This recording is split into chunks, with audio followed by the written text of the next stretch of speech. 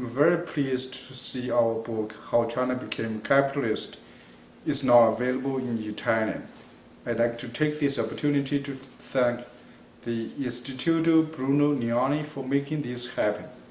Our book actually has an Italian connection. If it were not for Marco Polo, this book would not have been written, at least not by Coase and Wang.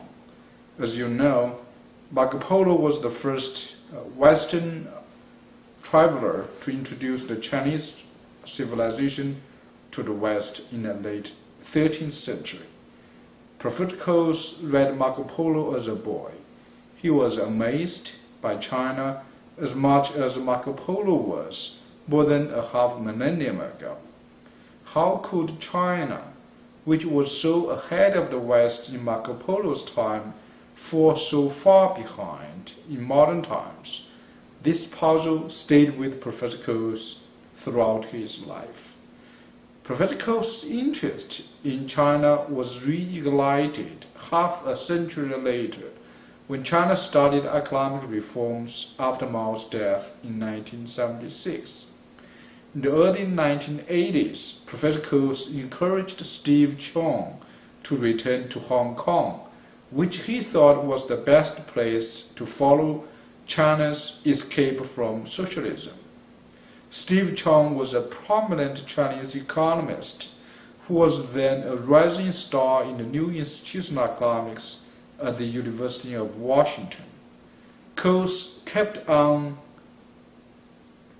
up on China's changing economy mainly by reading and by talking to China experts at the University of Chicago.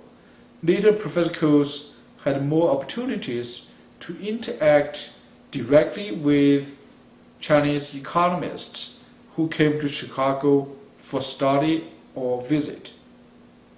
China's buzzing economic reforms puzzled Professor Coase as much as China's fall into stagnation in modern times. Steve Chong published in 1981 a pamphlet, Will China Go Capitalist?, in which he answered in the positive.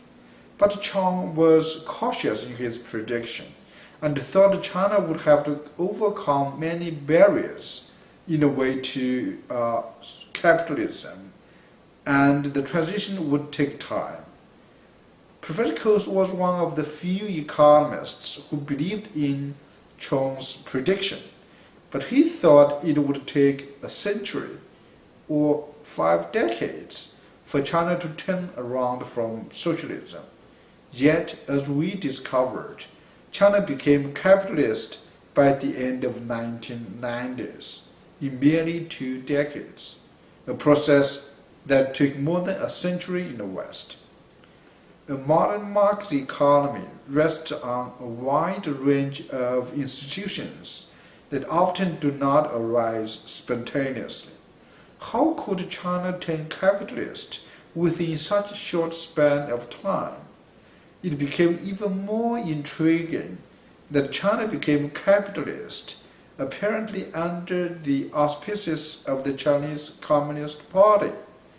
To find out what was going on in China, Professor Coase decided to organize a conference.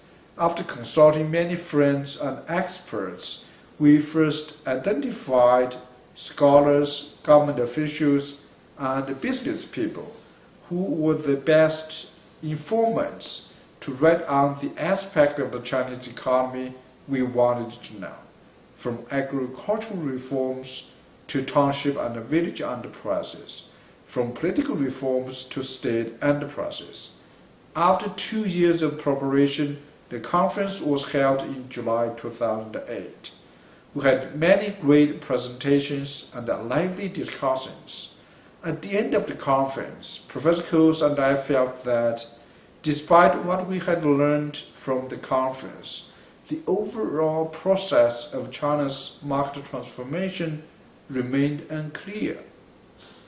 Then it's like we had a pretty good picture of each individual trees, but the forest remained foggy. we then decided to write our account of how China became capitalist. Professor Coase and I greatly enjoyed working together on the book. We were surprised by many of our findings. For example, China's transition to the market was not designed by anyone. It was what we called marginal revolutions that brought the market and entrepreneurship back to China when the Chinese leaders were still trying to save socialism. Regional competition was not as wasteful as many scholars criticized.